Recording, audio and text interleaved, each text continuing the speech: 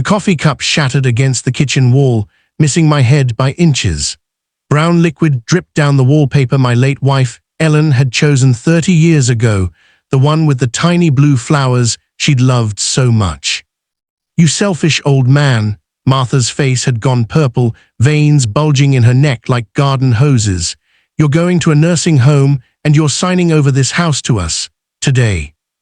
I stood there in my flannel shirt and slippers, my 78-year-old heart hammering against my ribs. This woman, my son David's wife of 12 years, had finally dropped her mask completely. "Martha, please calm down," David said weakly from the doorway, but he didn't step between us. He never did. "No, I won't calm down," she wheeled on him, her manicured finger jabbing the air. "I've spent 12 years waiting for this. 12 years of pretending to care about his boring war stories and his stupid vegetable garden. This house is worth $500,000, David, $500,000, and he's sitting on it like some kind of dragon hoarding gold."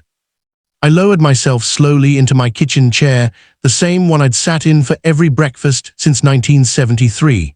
My hands were shaking, but not from fear, from rage, from betrayal, from the crushing weight of understanding that I'd been blind. "I made pot roast last Sunday," I said quietly. "What?" Martha spun back toward me. "Last Sunday, I made pot roast, your favorite, you always said. I spent 4 hours cooking. My arthritis was acting up, but I wanted to do something nice because David mentioned you'd had a rough week at work." "Oh, here we go," she rolled her eyes. "The martyr act." "I'm not finished." Something in my voice made even Martha pause. "3 months ago, I paid for your mother's surgery, $15,000. You cried and hugged me and called me the father you never had." David's face had gone pale. "Dad, we were going to pay you back." "I didn't want you to pay me back, son. That's what family does." I looked at my boy, my 50-year-old boy who'd once caught fireflies in the backyard and brought me dandelions he thought were flowers. "But I'm starting to understand what family means to your wife." Martha's laugh was harsh. "Family? You want to talk about family? You live here alone in this massive house while David and I are crammed into a 2-bedroom condo. Your grandson, your own grandson, even have his own room because you won't share what's rightfully ours." "Rightfully yours," I repeated slowly. "Yes, David's your only child. This house should go to him, but you're going to blow through all your money on medical bills and end-of-life care, and we'll get nothing. Nothing." The kitchen fell silent, except for the drip, drip, drip of coffee sliding down the wall. "Get out," I said. "Excuse me," Martha's eyes narrowed. "You heard me. Get out of my house." "David, tell him." Martha grabbed my son's arm. "Tell him he can't kick me out. Tell him about the care facility we found. Tell him." David wouldn't meet my eyes.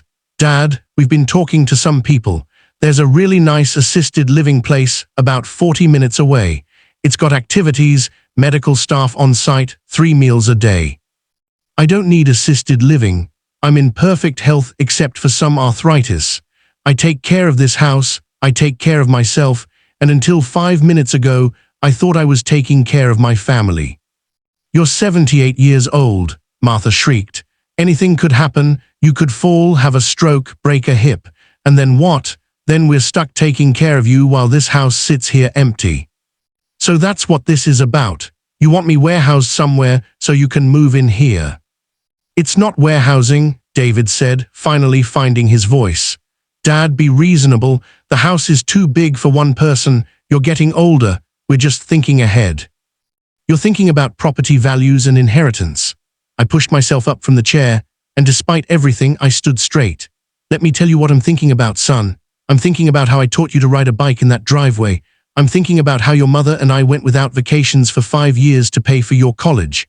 I'm thinking about how I co-signed your first car loan, your first apartment, and the loan for your wedding that cost more than our entire first year of marriage." "That's not fair," David whispered. "You want to know what's not fair? Your wife throwing coffee cups at my head in my own kitchen because I won't hand over my home." Martha's eyes glittered with something ugly. "You'll be dead in 10 years anyway. Why are you being so stubborn?" The cruelty of it took my breath away. David made a small sound of protest, but still, he didn't defend me. He just stood there, caught between his wife and his father, and I could see him choosing. I could see him making the calculation. "Martha," I said, and my voice came out surprisingly steady, "I need you to leave now.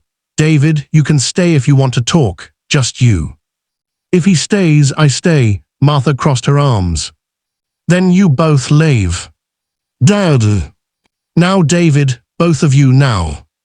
Martha's face twisted with fury. She grabbed her purse from the counter, yanked open the drawer, and started pulling out documents. "Fine, but you should know we've already talked to an elder law attorney. We know about guardianship and conservatorship. If we can prove you're not competent to make decisions." "Stop!" David's voice cracked like a whip. For the first time that morning, he actually stepped up. "Stop talking, Martha, we're leaving." "But..." "No." They left. I listened to Martha's angry footsteps, the slam of the front door, the sound of David's truck starting in the driveway. Then silence. I stood in my kitchen, Ellen's kitchen, surrounded by 53 years of memories, and I cried. But I also made a phone call. 3 days later, I sat in a lawyer's office downtown. Not an elder law attorney looking to make money off guardianship cases, but Sarah Chen, the sharpest estate planning attorney in the county and the daughter of my old friend Tommy Chen from the VFW. "Mr. Peterson," Sarah said, reviewing her notes, "I want to make sure I understand correctly. You want to establish an irrevocable trust, transfer the house into it, and name your grandson Tyler as the primary beneficiary upon your death. Your son David gets a percentage, but the house itself cannot be sold or transferred to him or his wife." "That's right. And you want to set up a living will, healthcare proxy, and power of attorney, but not naming David. I'll name Tyler when he turns 21 next year. Until then, I'll name you and my nephew James as co-agents." Sarah leaned back in her chair. "This is going to make your son very angry." "I know. Can I ask why you're not cutting David out completely? Many people in your situation would." I looked out her office window at the town square, the same square where I'd taught David to catch a baseball when he was 6. Because he's still my son, and because I remember who he used to be before she got her hooks in him. Maybe someday he'll remember too. And if he doesn't, then at least my grandson will have something from me, something they can't take. Tyler's a good kid, kind like his grandmother was. He calls me every Sunday just to talk. He doesn't know his parents are trying to put me away. Sarah nodded slowly. "I have to tell you, your daughter-in-law mentioned guardianship proceedings. That's a serious threat." "Can they do it?" "Not easily. You're clearly competent, managing your own affairs, no signs of dementia or incapacity, but they could try to make it expensive and difficult for you."